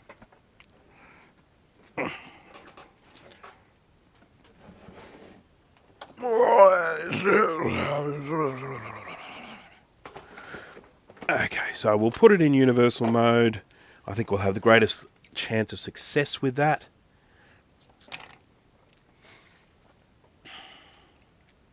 We can always try the multi-sync mode afterwards. Pop that there. Fits in nicely, which is good. Come on might have to make a little case for it because, you know, it's me. It's what I do.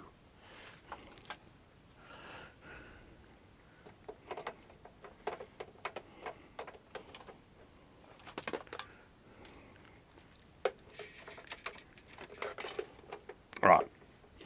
Let's try again. Ready, steady, boom.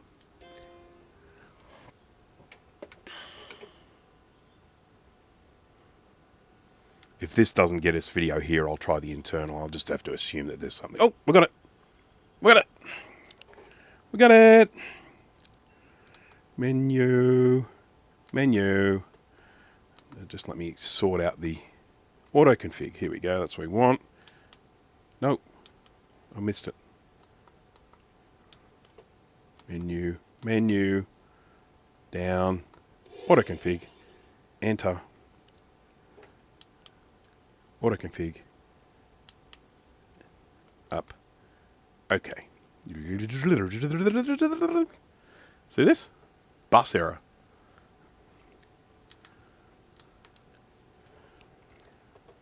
Why do you suppose we're getting a bus error?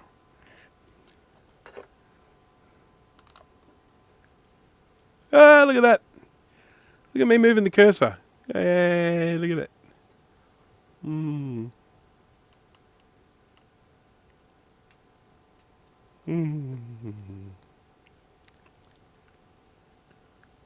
Let me see if I can press it. Hey.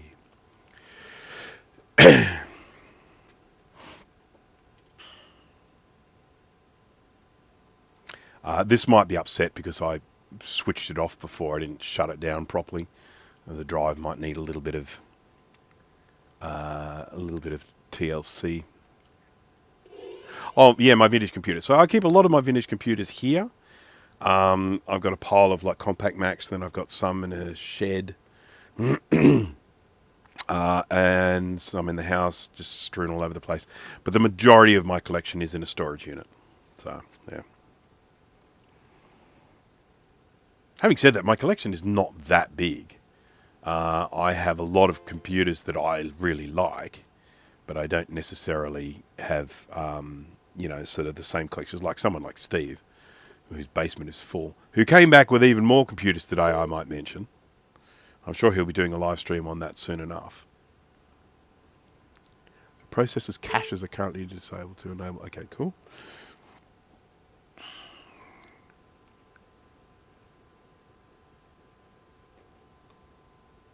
Oh, I was too slow.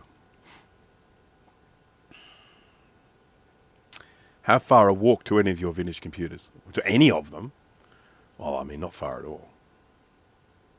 I only saw how long it took me to grab this 2CI. It was about a minute. Get up there and grab them. Right. Let's get some colour. Well, the little VGA light thing works. How cool is that? I'm going to go here to control panels.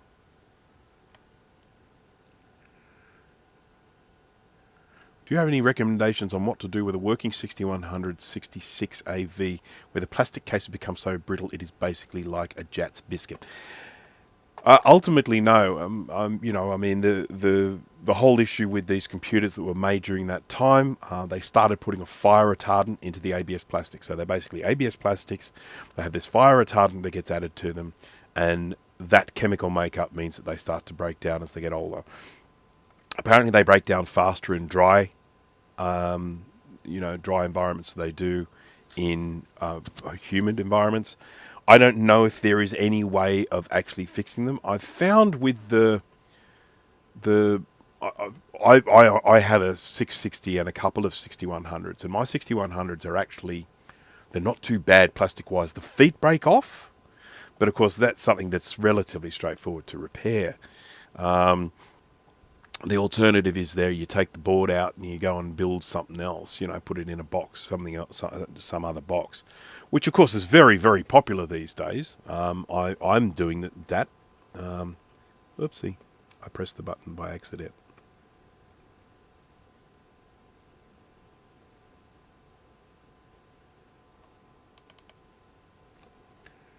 This is very nifty. Okay, colours. Now we can actually have millions at this resolution. Oh! I keep accidentally tapping the screen just like that.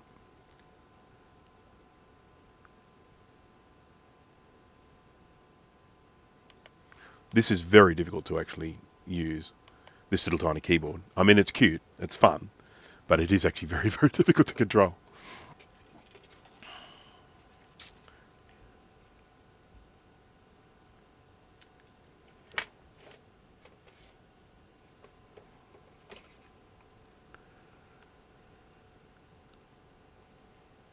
I'm in the process of downsizing my Notta collection.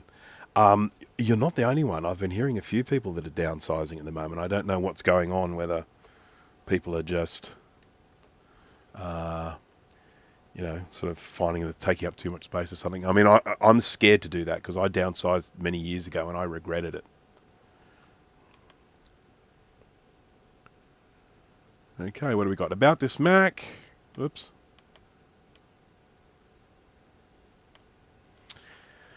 TWEEZERS. As you can see, the system software is taking up 58 megabytes. That's because of the 32-bit memory addressing.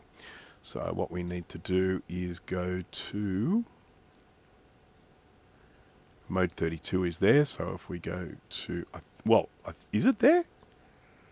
It's outside of the system. We'll just check with the memory. Here we go, memory, down here.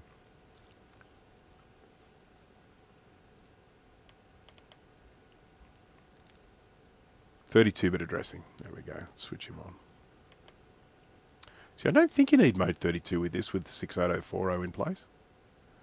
You only need that if you are running the old 2CI on its own. Oh, come on! Needs more RAM. 64. What are you going to do with 64 megabytes? It's way too much. It's a silly amount. I've got a bunch of 4s I could actually stick in here. I could add another 16 to it. Put along there. I've got to try the keyboard as well, don't I?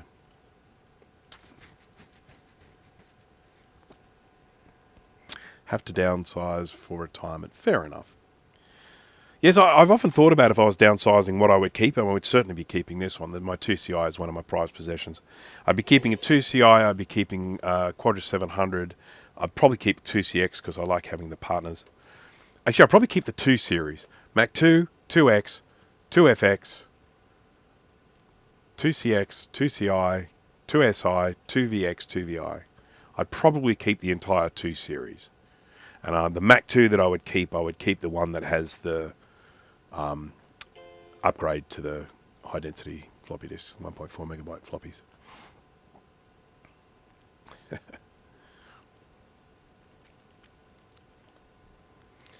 Now, what I also want to do, I'm going to shut this down in a moment. I'm going to try the little VGA adapter on the second setting. I don't think it will work with this, but I want to just give it a try. And of course, this is the whole purpose of this this device. It is designed that, most computers will work on the universal, on the multi-sync setting, but some of these older computers you will need to have that VGA, that sync on green specific setting. But it's beautiful and clear. Oh, great there.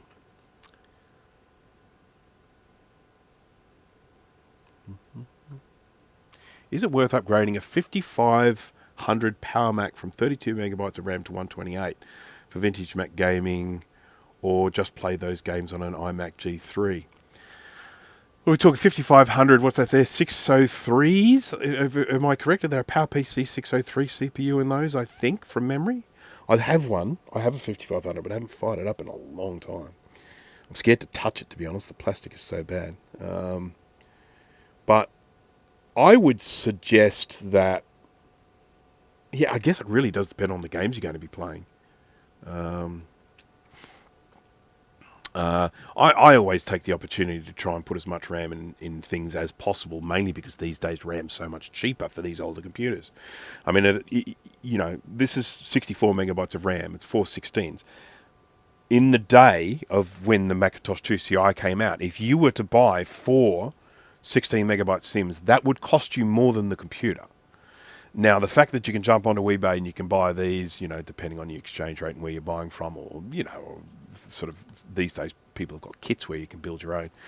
But, you know, that is, you can do that for a pretty reasonable price these days.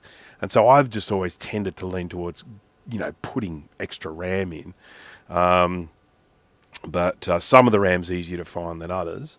But of course, there are a lot of people doing recreations of RAM, which is fantastic.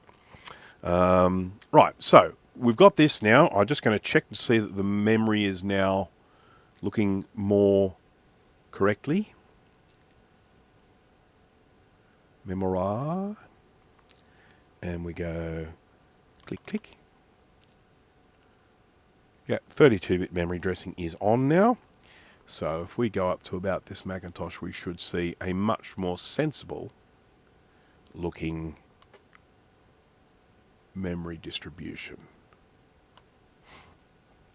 There we go, System Software 1873.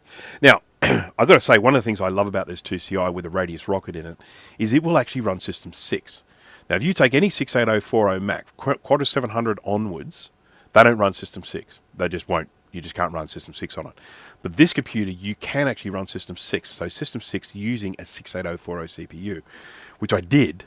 I had a plan that I was actually going to make a video of trying to do stuff with System 6 on this computer, because it flies. I mean, when you run System 6 on this with a 68040, it just zooms. And then, you know, I was going to see if I could set up email on it by using some sort of basic web page with a couple of forms where you put in where I actually set up like a webmail type client that will run on a computer this old. I never finished it, but that was sort of one of the plans I had, to just see how much I could do on a 2CI running System 6. Because I can connect it to the internet. You can run Mac TCP, and I can connect this up, and I can run FTP, and I can run an really old System 6 browser. But it's like a System 6 browser, they're before a browser even knew what it was supposed to look like. You know, I mean, they're just so weird. All right, now, I wanted to try the different setting on the display. So I'm going to go shut this down now. Oh, can I do that with the button? Let's see. Sometimes, some of the operating systems, when you press the power button on the keyboard, it'll actually bring up an option for you. But I think that's only in later operating systems, not in System 7.1. You know, you would press the power button, it would come up and say, what do you want to do? Do you want to sleep? Do you want to shut down? What's your poison?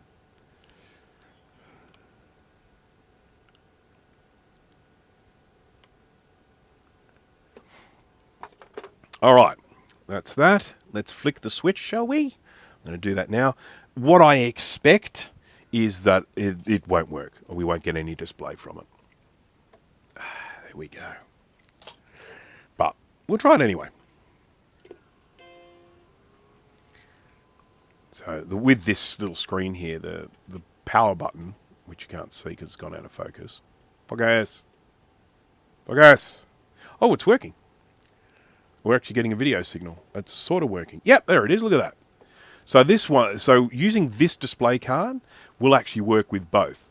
But what I can tell you is if we were running this from the 2CI's internal video, this mode would not work. You would have to use the universal mode. But that's what's so great about this. One or the other. It's brilliant. Brilliant. Crucial brand memories no more. Huh. Yeah, everyone's getting a bit upset about the RAM prices and hard drives and all that sort of stuff. We're just having to completely and totally change stuff, you know. I mean, I have to be way, way more sort of like sparing with RAM. Older RAM, the vintage RAM, it's not as bad, but, you know, I recently bought a thing called a Zima Blade, and that uses DDR3 RAM, and I was able to pick up some of that for reasonably cheap. A lot cheaper than the new stuff.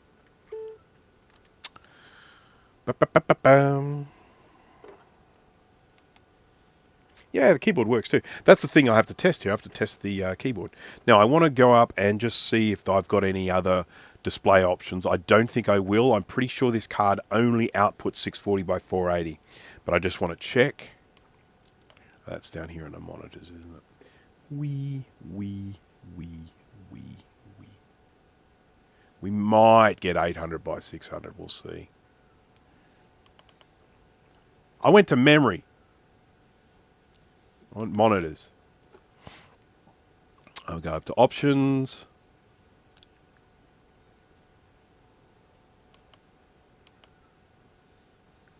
Yeah, that's all we've got. I've got 640 by 480. That's the card. That is not this device. So if I had a different card in here, and I've got a few display cards here, but I'm not going to sit here mucking around with display cards. What have I got on here application-wise? Whoopsie. Just want to try the keyboard.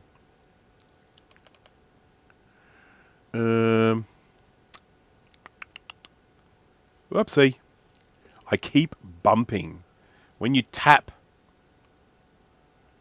the trackpad, it's like you're pressing the mouse, and I just keep bumping it. I'll just see if we've got any applications on here, like Word or something like that. Got Photoshop. Here we go. Applications. Claris homepage. Someone was busy making making websites. Illustrator. Claris homepage. Claris Works. Great Works. I'm sure I've got Word in here. Can I scroll? No, scrolling doesn't work. But that's because of it's a vintage Mac. There we go. Microsoft Word. Let's try that. I've got my concentrating face on.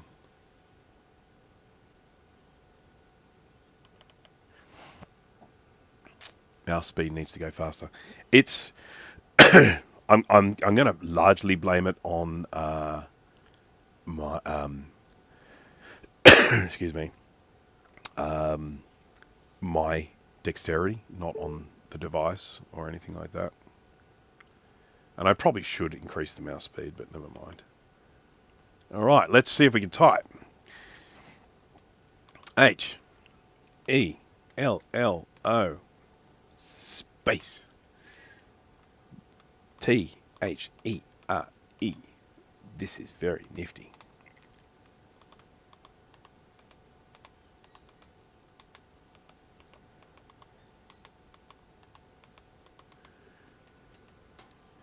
Exclamation mark. Space. Well, so there we go. I'm controlling my little TCI here with this cute little wireless USB keyboard.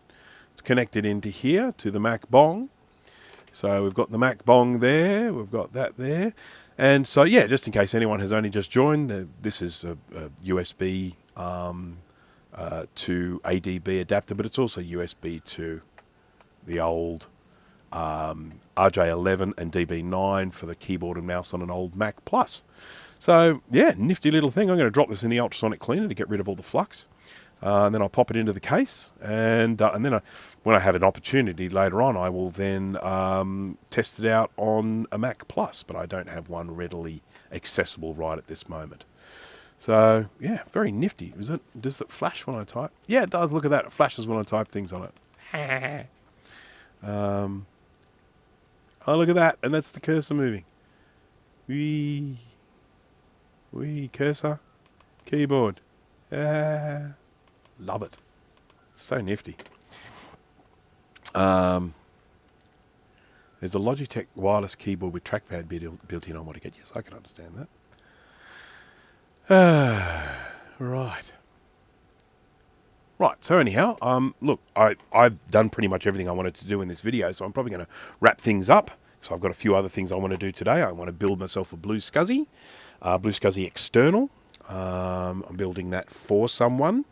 I need to deliver them some data, and they've got a Macintosh SE30, and they don't have the tools or the understanding of opening up a Macintosh SE30 to access the Blue SCSI that's inside it. So getting files to them to put on their old computer, I can't just give it to them on a USB stick or something like that. And I can't just send it to them and send them a disk image to then drop on the card, because they don't know how to get to the card inside the SE30. So what I'm doing is I'm going to put the data onto an SD card. I'm going to put it inside a Blue SCSI external, and I'm just going to post that to them so they can then just plug it into the back of the computer, copy all the data across, or they can just boot straight from it if they want to, because then it will be exactly like their their old computer. So I'm going to do the normal thing here, just reminding everyone, if you don't mind doing so. Let me just change this to there, and then we'll just do the good old, you ready? Smash that like button. If you wouldn't mind. So yeah, that's pretty much it. So this is the MacBong. It's likely to be sold already assembled. I've got a fair bit of testing to do with this. I want to test it out on a whole bunch of different keyboards and misses, just to see how it goes. And I've of course got to go and test out the connections here for the older Macs, the Mac Plus. I will use probably either a Mac Plus or a 512K I have those set up. Excuse me. So, nifty thing. Sorry, I'm going to have to mute for the cough again.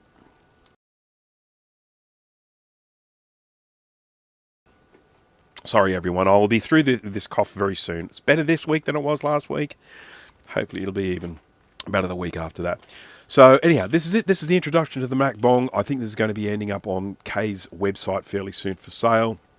I will be doing some further stuff on it, some further testing to make sure it does what, does everything that it says. But it's a really nifty little thing, and I love the soft power button on there. So if you're, using a keyboard like this that doesn't have a soft power button, you just press the button on the top there to fire it up. So great little nifty thing there, fun build, very happy with that. So to everyone who has joined me, I thank you very, very much. If I didn't say hello to you in the chat, I apologise. It wasn't personal. I miss things in the chat quite a lot. Oh, thank you. I'm glad someone says love the shirt. You can just hear him saying it, can't you? Me except cookies. Sorry, I'm not very good Cookie Monster voice at the moment with my cold. So, again, thank you all for watching. Thank you for keeping me company. Thanks for keeping the chat lively and all that sort of stuff. I am hoping to live stream again in the not too distant future. Plenty of things to be working on. So, yeah, that will be coming up in the future. I hope you all have a lovely evening, morning, afternoon, whatever the time happens to be in your part of the world. And I hope to see you at the next one. So, thanks again, and bye-bye.